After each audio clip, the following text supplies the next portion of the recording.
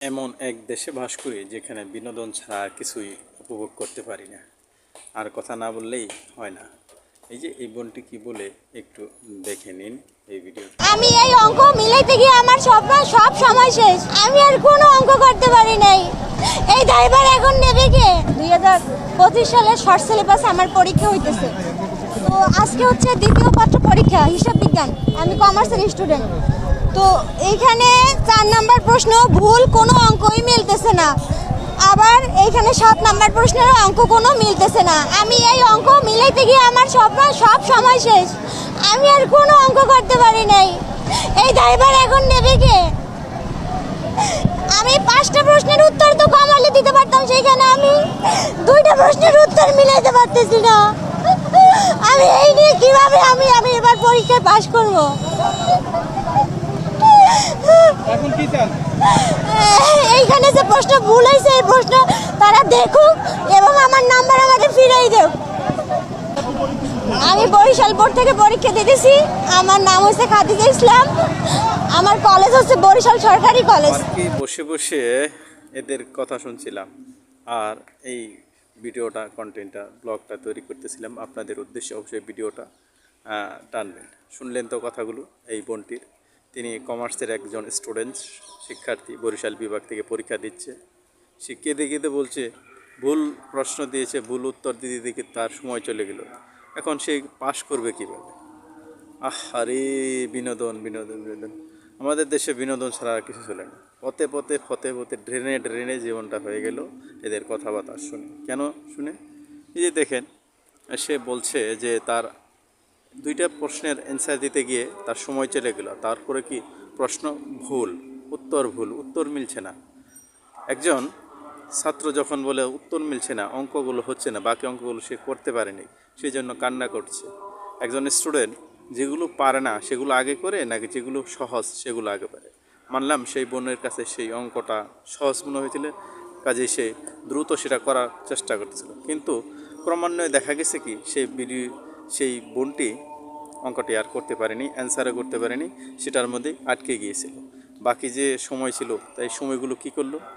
নিশ্চয়ই সে সেগুলো দেখে নাই, বা এটা করতে করতে কোন যুক্তিতে এই কথাগুলো বলে? একজন স্টুডেন্ট, একজন শিক্ষার্থী কখনো এইসব কথা বলতে পারে না যে ভুল দিতে গিয়ে আমার সব কিছু শেষ হয়ে গেল।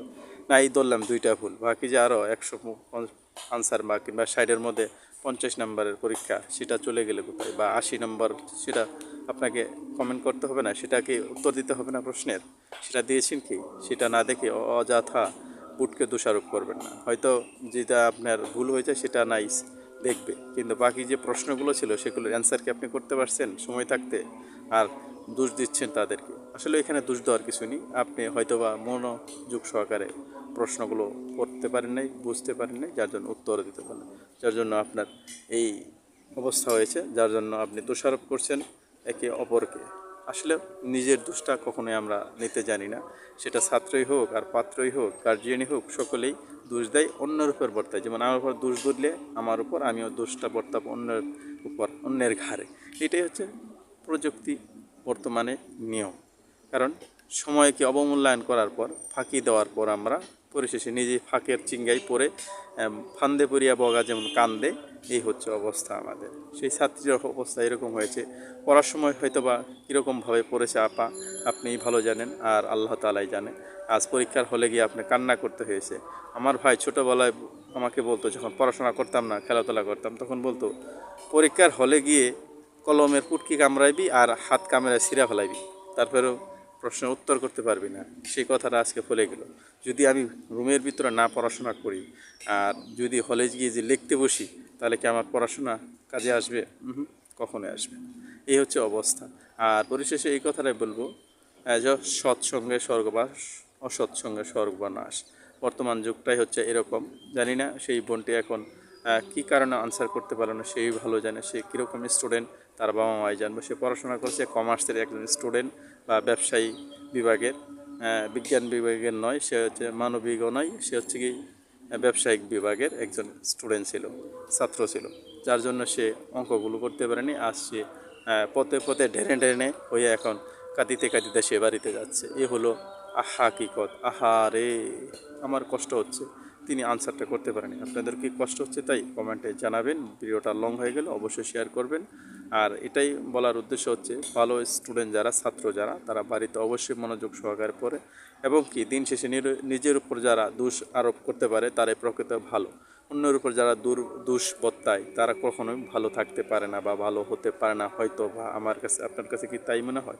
অবশ্যই কমেন্টে জানাবেন। ভালো থাকবেন। আসসালামু আলাইকুম।